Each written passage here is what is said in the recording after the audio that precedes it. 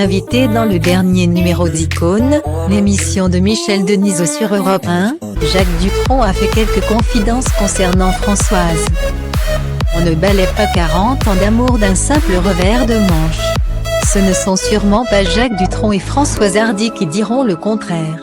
Malgré plusieurs séparations et infidélités, le chanteur ne s'imagine pas une seule seconde divorcé de celle qu'il a épousée en 1981.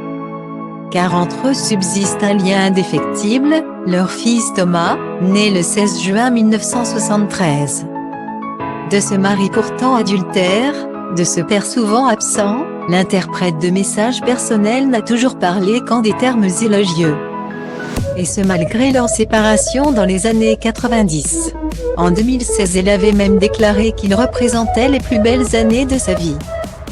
Dans ce qu'elle avait vécu de mieux dans sa vie personnelle et de pire aussi.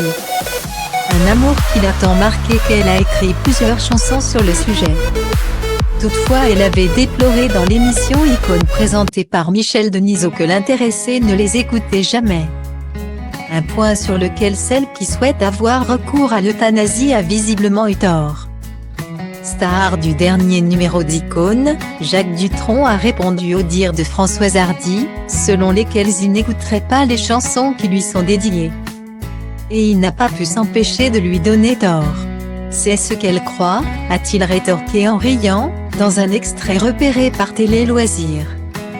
Il s'est ensuite épanché sur une chanson en particulier, dont il se souvient comme si c'était hier. Je sais qu'il y en a une qui m'est totalement dédiée, elle s'appelle Voilà. Je me démerdais pour qu'elle soit dans le caniveau, a révélé le papa de Thomas Dutronc. Amusé par ce tendre souvenir. La raison ? Plus ça allait, plus la femme me filait le cafard, conclut l'interprète des Cactus.